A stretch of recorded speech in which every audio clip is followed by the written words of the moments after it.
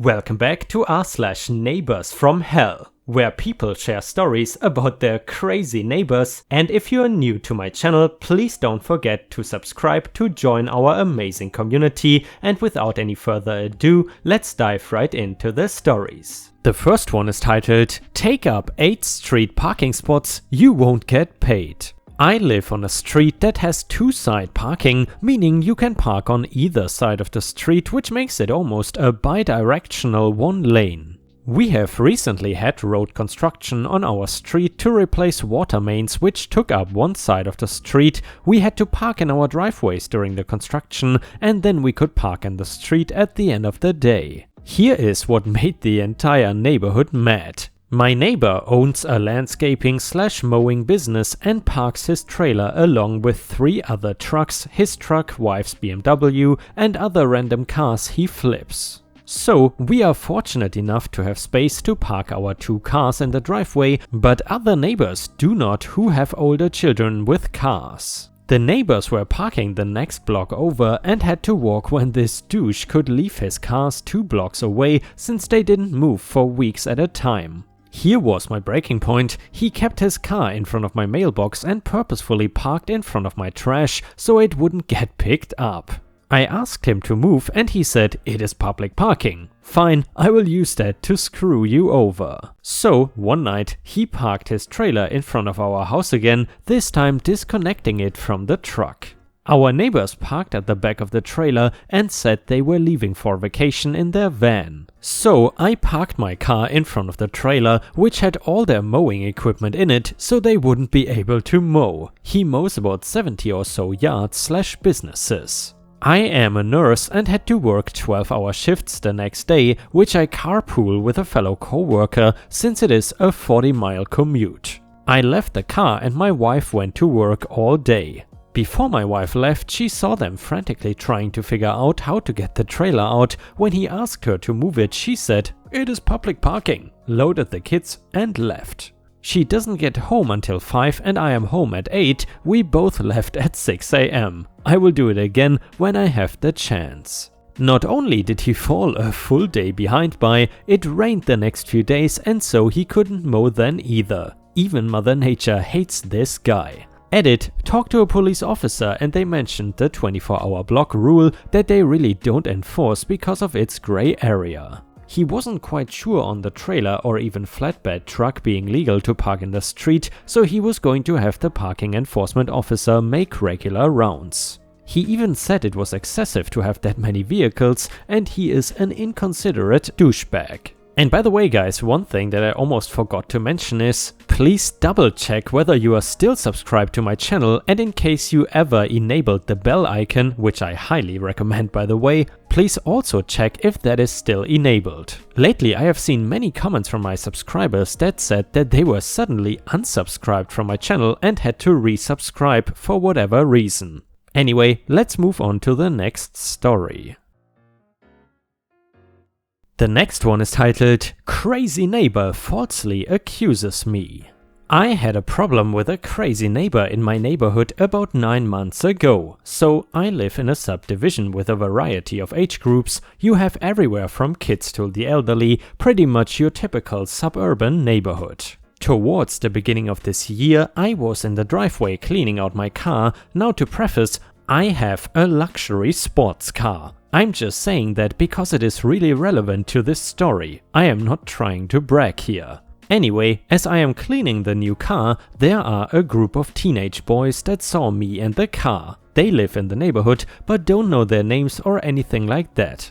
They approach me, so it is the usual things like, "Nice car," and how far I can drive without plugging it in. You probably know the car by now, but like I said, I'm not trying to brag at all. So basically I am answering their questions and this crazy lady who is a mother for one of the kids starts yelling for her kid and then yells at me from her car. She starts calling me a PED0 file and she should call the police. And by the way guys, of course I had to censor that word because of YouTube. Anyway, I kept my cool and said these kids approached me. She kept arguing with me saying I got this car to attract children. I told her if she has a problem, call the police. I told my wife about this crazy lady and she couldn't believe this lady had the nerve to start doing this to me. Just to be perfectly clear, I'm not a PEDO. I don't know if she was off her rocker because my wife and I don't have kids. We don't have kids due to us trying to have a baby for years and we are starting to adopt. My wife and I thought maybe she doesn't know us well enough, so my wife and I go to this lady's house as she is only about 8 houses down from us. We try to introduce ourselves, but the lady is screaming and saying, "Get off my yard, pedo, before I call the police." And she told my wife that she should leave me. My wife was so upset after that incident. She is very sensitive and, needless to say, a lot of consoling that night. Well, the lady never called the police, but I found out this has been escalating some more. About 3 months later, a neighbor who knows me well is saying how this crazy lady is accusing me of being a PEDO-phile. Found out she has been telling numerous neighbors and trying to get me kicked out of the neighborhood. She was complaining to the HOA, but the HOA pretty much concluded she was crazy. I noticed that people were walking by and pointing at my house. I can see through the front of my house as that is where my office is at. My guess is that she told people who didn't know any better. And then here is the icing of the cake. So I get a note on my door that says, "Get out of our effing neighborhood." Well, I looked at my video doorbell that has cloud recording. It has motion detection and I could clearly see it was her. So all this crap has been going on for 3 days and I had enough. I decided to get in touch with a friend who is an attorney. I have done IT work for him and he wrote a cease and desist letter to this crazy lady. Included was a flash drive of the surveillance I had on the outside of the house. It was a simple MP4 showing the kids approaching me and then showing her flipping out. Surprisingly, it picked up most of the audio. I also included the video from our video doorbell. It pretty much told her to quit. Now, I probably should have left it at that, but I needed the neighborhood to know the crap I dealt with. Hence, I guess the following would really be the revenge. I took a PDF copy of my attorney's letter with the videos and posted it to a neighborhood social networking site that only my entire neighborhood sees. Website redacted due to cynics. I told them about this story and everybody was quite pissed at this lady. People were posting things this crazy lady had said about me and giving me their condolences. One of the neighbors in there wanted the entire neighborhood to know what she had done. We have about 30 houses out of 150 that are not subscribed to this neighborhood social networking site, so he drafted a letter and made a Dropbox link to the videos, and he personally paid postage to send it to everyone's house who wasn't on his neighborhood social networking site. I am guessing a lot of people told her what they think, and well, this lady just left 1 week ago, and it now has a for sale sign on her house. Now, I cannot say her actions caused her to move out, or if there was financial problems. She is a single mom with 2 kids. It's a real shame as nobody really won in this situation. I feel sorry for her kids as the older one definitely understood what his mom did. This never should have escalated this way because of this crazy lady. And yeah guys, I would have to agree with OP here. While it is really a shame that the kids also have to suffer, the mom really got what she deserved because that was textbook libel and slander. And especially with accusations of that nature, a situation like this can turn really bad really quickly, and some people might even decide to take matters into their own hands. Therefore I would say OP really handled the situation quite well. And the next one is titled, "Fine, I will water the flowers." So, where I am from, an HOA is not really a thing. For the fortunate ones among us, however, who live in an apartment building, they get something similar. A council of sorts who vote on what we can all split the budget on for maintenance, and that makes the decisions about what can/cannot be done on the outside of the building. Naturally, what should be an objective and reasonable discussion is known to turn rather petty. Everyone wants to fix their thing first and after all, and to hell with the rest. There's been more than one instance of, "You want to place an AC unit outside? Well, first we will have to do X." Naturally, the person making that demand would later place their own AC outside after it has been approved by everyone. So I'm not going to point any fingers to who is guilty here, I'm just going to recount the story. So my mother, like everyone else in the meeting, had gathered a whole list of bullet points of things that needed to be done. In the hopes of getting only a couple done really, there were points she didn't really care that much about, but if there were another thing she was willing to forget about in order to have something done she did want, then that was all that mattered. One of those things was our outside tap. Now, we are not the only ones with an outside tap, but we are the only ones with a small path to the front of the building. Remember that, it is important. However, something with these taps, they are separate from the inside taps, is broken. We believe it may be a filter or something, or maybe the pipes are just bust. But one thing is clear, the water reeks. It's like someone has pulled stagnant water out of the swamp right next to an exhaust pipe above a McDonald's. Supposedly it is fine, but it does not smell like it is fine. So, of course, when we need water outside, we usually just use the tap water inside. Now for the malicious compliance. So the meeting starts and everyone of course starts listing off with their own respective issues, and she ends up in an argument with another resident over a couple issues. Eventually the resident comes up with the fact that with the heatwave the little garden in front of our residence is completely wilted, and that with us being the only one with easy driveway access, it should be our responsibility to keep them watered. Of course, my mom was a little bit peeved since none of her demands were being listened to, and now they had the audacity to make demands of her. However, the gears of malicious compliance were already ticking. She asked that if she did it, if something else could be arranged. Apparently not thinking anything of the sudden friendly smile, an agreement was made and the meeting concluded, as all meetings do, still disgruntled and no one happy. Except her, of course. The next day with a smile, she pulls out the garden hose and plugs it in the outside tap, strides all the way up to the front of the building and then lets loose. From a distance everything probably seemed fine. If you got closer though, you would believe that the building might actually be retrofitted to serve as the local toxic waste recycling area, as the hose was directly linked to Satan's garden faucet.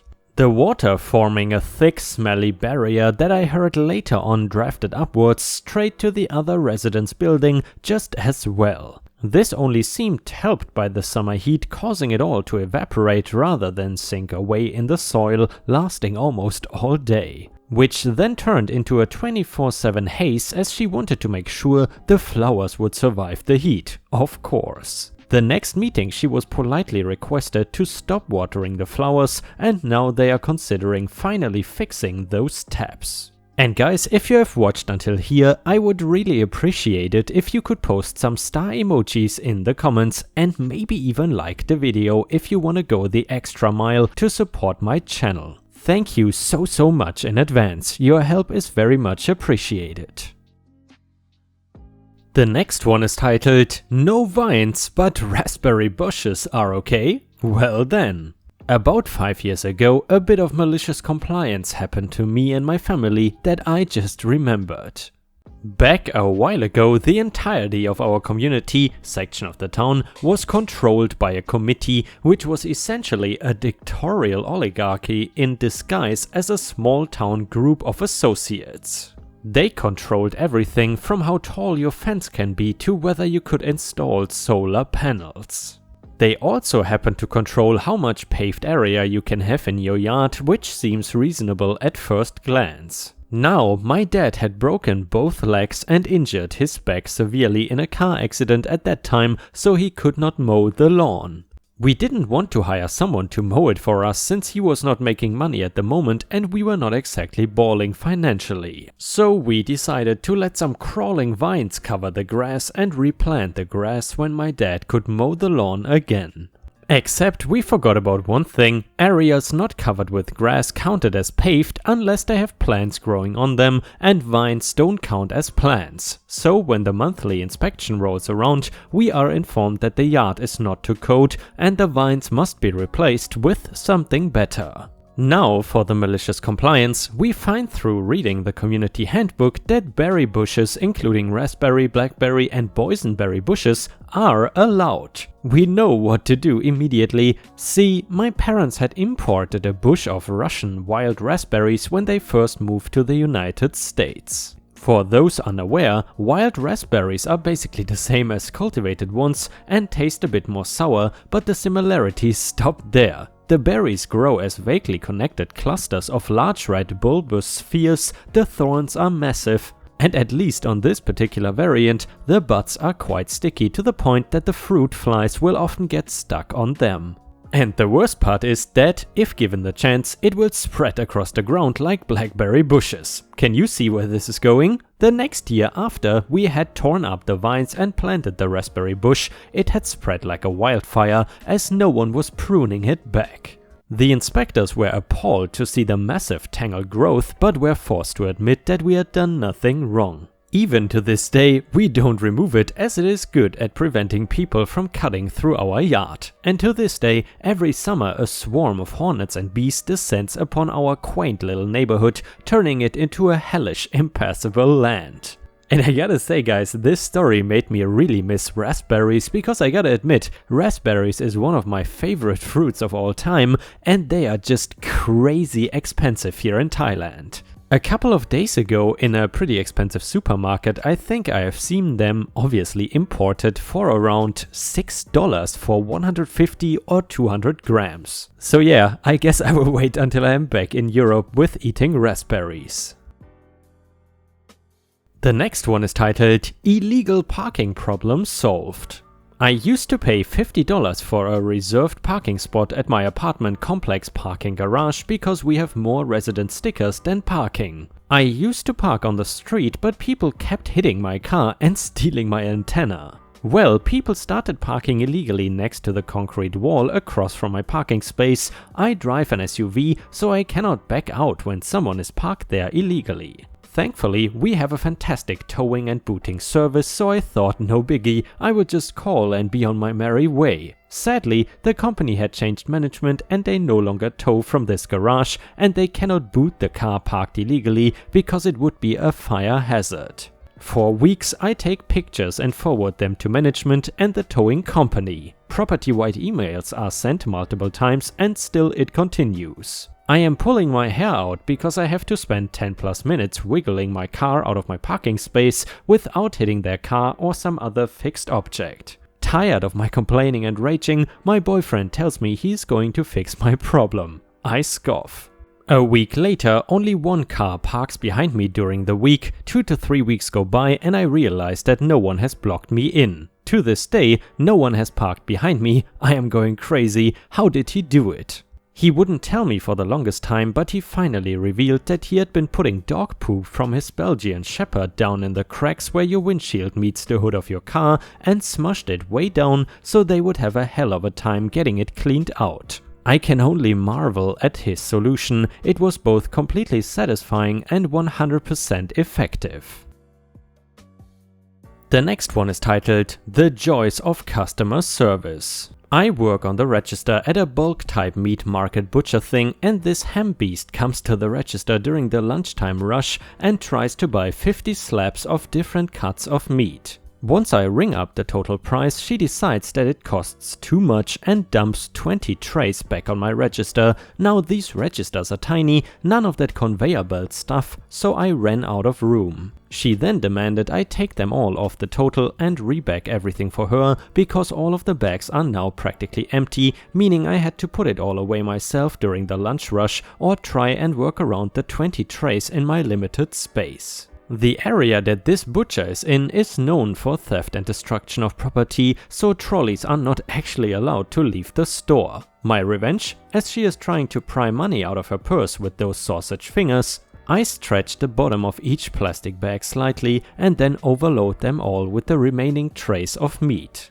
She paid, still accusing me of ripping her off, and then left. 2 minutes later, she comes back, all 6 chins quivering, and she is livid about it and started yelling at me because her meat went all over the car park. The head butcher came out, saw the meat still sitting at the register, and just there and then said if she didn't like it she could F off, as it wasn't my job to make sure the meat got from the register to the car.